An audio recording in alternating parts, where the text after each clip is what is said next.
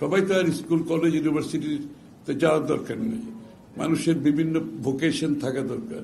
এটাকে মাথায় রেখে আমরা এই বিষয়গুলো চালু করব। যারা হায়ার স্টাডিতে যেতে চায় না তারা এর মাধ্যমে তাদের জীবনে তাদের পেশায় যেতে পারবে এবং সাধারণের জীবনের সাথে এটার সুসম্পর্ক আছে থাকবে। শিক্ষা ব্যবস্থাকে বাস্তবমুখী করতে অ্যাপ্রেন্টিসশিপ, ইন্টার্নশিপ এবং ইন্ডাস্ট্রি একাডেমিয়া সহযোগিতা বৃদ্ধির জন্য কার্যকর পদক্ষেপ গ্রহণ করা হবে। প্রাথমিকভাবে বিভাগীয় শহরগুলোতে অবস্থিত বিশ্ববিদ্যালয়গুলোর সঙ্গে স্থানীয় ব্যবসা বাণিজ্য প্রতিষ্ঠানের সম্পর্ক স্থাপন করে এই কার্যক্রম শুরু হবে।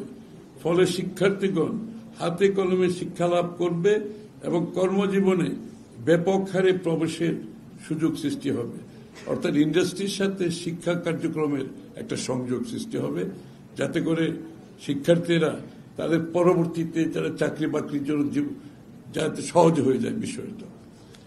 জেলা পর্যায়ে কলেজ ও বিশ্ববিদ্যালয়ে ইনোভেটিভ বিজনেস আইডিয়া বাণিজ্যিকীকরণ করতে প্রতিযোগিতামূলক প্রক্রিয়ায় সিড ফান্ডিং বা ইনোভেশন গ্রান্ট প্রদান করা হবে। এর মূল উদ্দেশ্য হল ক্যাম্পাস থেকে ব্যবসায়িক উদ্যোক্তা তৈরি করা।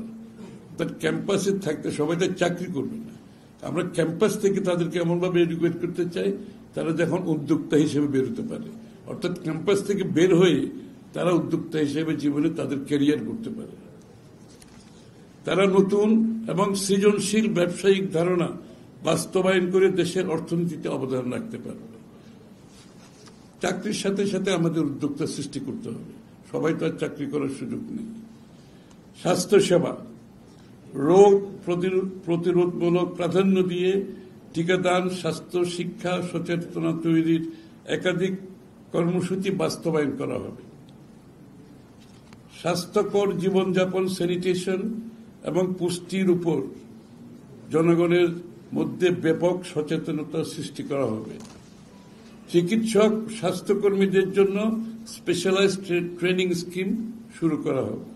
তারা রোগের দ্রুত শনাক্তকরণ ও প্রতিরোধে দক্ষ হয়ে উঠবে। এটা হচ্ছে প্রাইমারি হেলথ কেয়ার, যেটা আমরা অসুস্থ প্রাইমারি হেলথ কেয়ারটা যদি আমরা ভালোভাবে অ্যাড্রেস করতে পারি তাহলে পরবর্তীতে স্বাস্থ্য ভালো থাকে। কারণ আমাদের প্রাইমারি হেলথ কেয়ার না থাকাতে স্বাস্থ্য ক্রমান্বয়ে খারাপের দিকে যায়। তো সুতরাং যদি প্রাইমারি হেলথ কেয়ারটা প্রপারলি দেওয়া যায় তাহলে কিন্তু পরবর্তীতে রোগ বালা এগুলো কমে যায় আস্তে আস্তে। চিকিৎসক স্বাস্থ্য নিরাপদ পানি সরবরাহের জন্য আধুনিক পরিশোধন ব্যবস্থা ও বৃষ্টির পানি সংগ্রহের জন্য পর্যায়ক্রমে দেশব্যাপী রিজার্ভার তৈরি করা হবে। জনগণ নিরাপদ পানি পাবে। পানি তো একটা বড় সমস্যা স্বাস্থ্যের জন্য। আমাদের বেশিরভাগ রোগ কিন্তু পানি থেকে আসে।